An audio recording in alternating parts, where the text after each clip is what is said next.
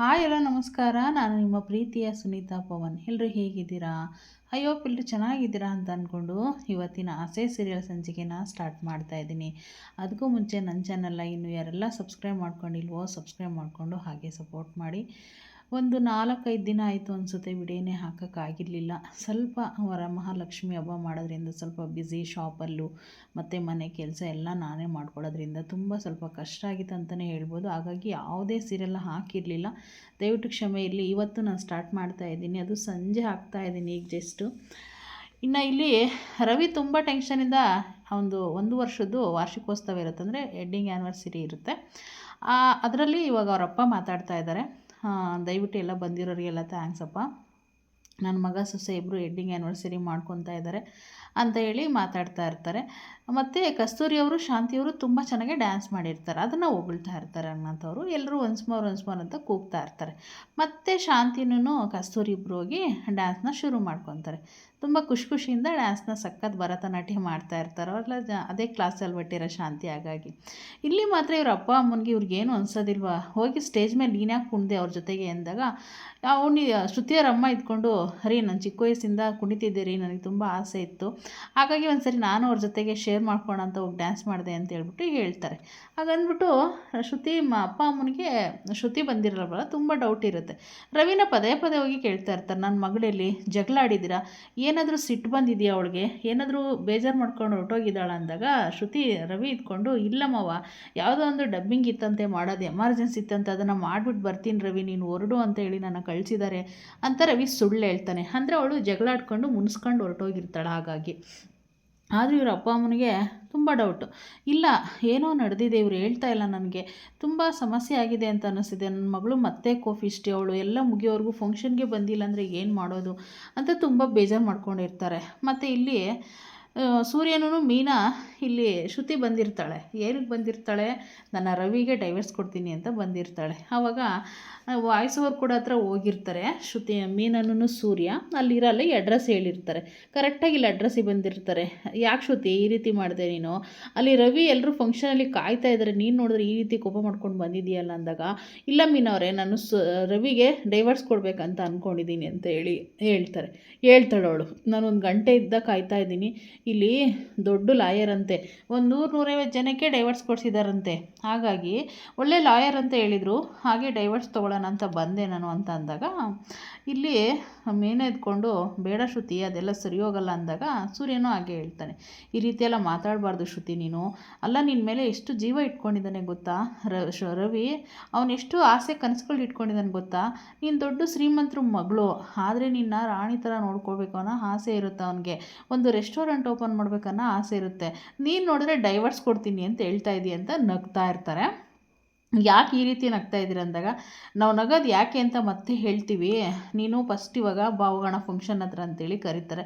ಇಲ್ಲ ಅವರೇ ನಾನು ಬರೋದಿಲ್ಲ ಅಂತ ಅಂದಾಗ, ಅವಾಗ ಒಂದು ಬುದ್ಧಿ ಮಾತು ಹೇಳ್ತಾನೆ ಸೂರ್ಯ, ನೋಡು ಶ್ರುತಿ, ಒಂದು ವಿಷಯ ಗೊತ್ತಾ, ನಿನಗೋಸ್ಕರ ಅವನು ಎಷ್ಟೊಂದು ಆಸೆಪಟ್ಟು ಅಪ್ಪನ್ನ ಎದುರು ಹಾಕ್ಕೊಂಡು ನಿನ್ನ ಓಡೋಗಿ ಮದುವೆ ಮಾಡ್ಕೊಂಡಿದ್ದಾನೆ. ನೋಡಿ ಶ್ರುತಿ, ನಾವು ನೋಡ್ದಂಗೆ ಅದೊಂದು ತಪ್ಪಿಟ್ರೆ ಯಾವ ತಪ್ಪೂ ಅವನು ಮಾಡಿಲ್ಲ. ಅಟ್ಲೀಸ್ಟ್ ನೀನು ಫೋನ್ ರಿಸೀವ್ ಮಾಡಿಲ್ಲ ಅಂತ ಇಷ್ಟೊಂದು ಕೋಪ ಮಾಡ್ಕೊಂಡಿದ್ಯಾ. ನಾವು 2 ದಿನ ಬೇರೆ ಕಡೆ ಟ್ರಿಪ್ ಹೋಗ್ತೀನಪ್ಪ, ಒಂದೊಂದು ಕಡೆ ನೆಟ್ವರ್ಕೇ ಸಿಗೋಲ್ಲ, ಮೀನಾಗೆ ಫೋನ್ ಮಾಡೋಕ್ಕೆ ಆಗೋದಿಲ್ಲ, ಅವಳು ಫೋನ್ ಮಾಡಿದ್ರೆ ನನಗೆ ಫೋನೇ ಬರೋಲ್ಲ. ಆದರೆ ಇದಕ್ಕೆಲ್ಲ ನಾವು ಮುನ್ಸ್ಕೊಂಡು ಡೈವರ್ಸ್ ಎಲ್ಲ ಹೋದರೆ ಎಷ್ಟು ಸಂಸಾರಗಳು ಹಾಳಾಗುತ್ತೆ ಹೇಳು. ಈಗ ಜೀವನ ಚೆನ್ನಾಗಿರ್ಬೇಕಂತ ತಾನೇ ಇಷ್ಟೊಂದೆಲ್ಲ ಕಷ್ಟಪಡೋದು. ಮತ್ತು ನೀನು ಈ ರೀತಿ ಎಲ್ಲ ಬೇಜಾರು ಮಾಡ್ಕೋಬೋದು ಶ್ರುತಿ. ಯಾಕೆ ಗೊತ್ತಾ, ನಿನ್ನ ಲೈಫ್ ನಿನ್ನ ನೋಡ್ಕೊಳ್ಳೋಕ್ಕೋಸ್ಕರ ಅವನು ಇಷ್ಟೊಂದೆಲ್ಲ ಕಷ್ಟಪಡ್ತಿದ್ದಾನೆ, ಜಾಸ್ತಿ ಕೆಲಸ ಮಾಡ್ತಾ ಇದ್ದಾನೆ, ಚೆನ್ನಾಗಿ ದುಡ್ದು ಒಂದು ರೆಸ್ಟೋರೆಂಟ್ ಓಪನ್ ಮಾಡ್ಬೇಕನ್ನೋ ತುಂಬ ಆಸೆ ಇದೆ ಅವನಿಗೆ. ಇದೆಲ್ಲ ನಿನಗೋಸ್ಕರ ಅಲ್ಲ ಶ್ರುತಿ ಮಾಡ್ತಾ ಇರೋದು ಅಂದಾಗ, ಶ್ರುತಿ ಇದ್ಕೊಂಡು ಫೋನ್ನ ತೋರಿಸ್ತಾಳೆ.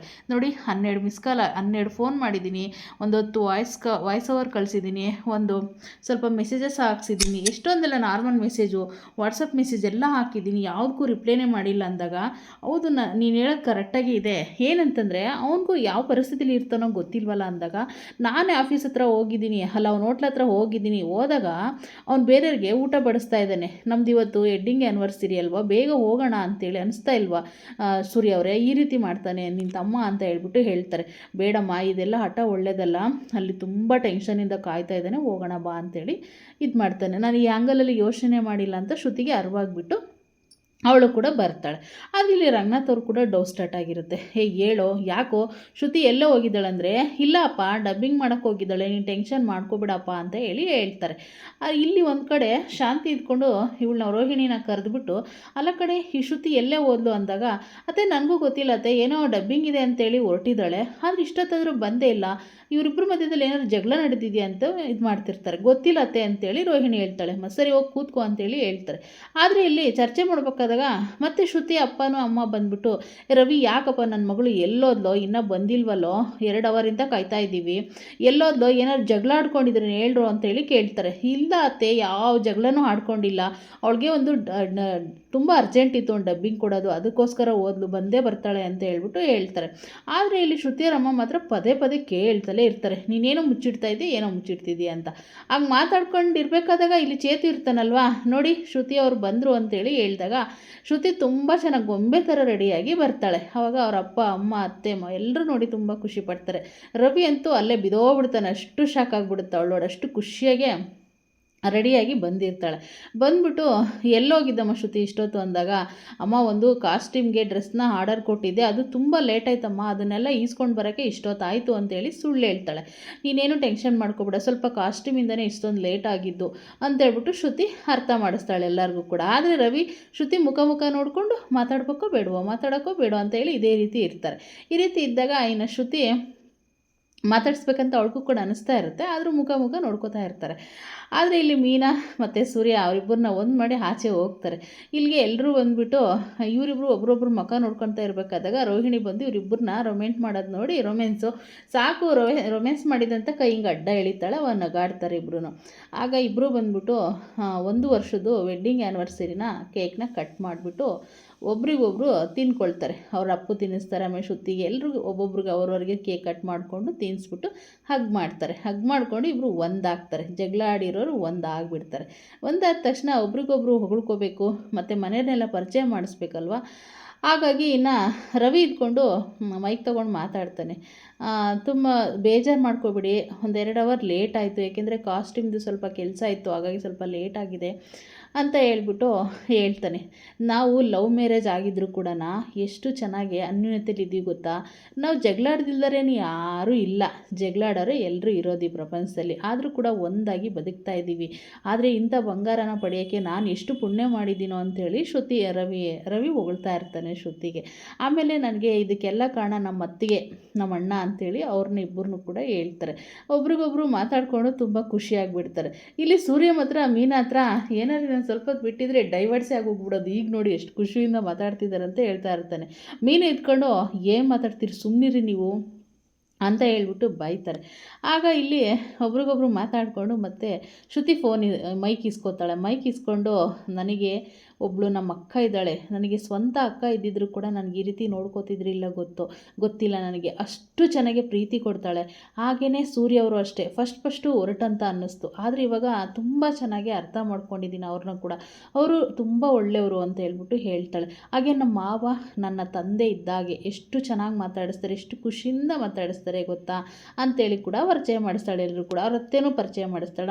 ನಮ್ಮ ಅತ್ತೆನೂ ಅಷ್ಟೇ, ಸ್ವಲ್ಪ ಕೋಪ ಬರುತ್ತೆ, ಆದರೂ ಕೂಡ ಚೆನ್ನಾಗಿ ನೋಡ್ಕೋತಾರೆ ಅಂತ ಅವ್ರ ಅತ್ತೆನೂ ಹೊಗಳ್ತಾಳೆ. ಅವರೆಲ್ಲರನ್ನ ಹೊಗಳಿದ್ದಾದಮೇಲೆ ಆಮೇಲೆ ಇವ್ರನ್ನ ಮನೋಜನೂ ಹಾಗೆಯೇ ರೋಹಿಣಿನ ಕೂಡ, ಇವರು ಅಷ್ಟೇ, ನಮ್ಮ ಮನೋಜ್ ಇದ್ದಾನಲ್ವ, ಅಲ್ಲ ಸಾರಿ ರವಿ ಇದ್ದಾನಲ್ಲ, ಅವ್ರ ಅಣ್ಣ, ದೊಡ್ಡಣ್ಣ ಇವರು, ಅವ್ರ ಮಿಸಸ್ ರೋಹಿಣಿ ಅಂತ ಹೇಳ್ಬಿಟ್ಟು ಒಬ್ರಿಗೊಬ್ರು ಎಲ್ಲರನ್ನೂ ಪರಿಚಯ ಮಾಡಿಕೊಟ್ಟು ಅವಳಿಗೆ ಮುತ್ತು ಕೊಡ್ತಾರೆ. ಇದಾಗಿತ್ತು ಇವತ್ತಿನ ಸಂಚಿಕೆ. ಮತ್ತೆ ನಾಳೆ ಸಿಗ್ತೀನಿ. ಅಲ್ಲಿವರೆಗೂ ಥ್ಯಾಂಕ್ ಯು ಆಲ್.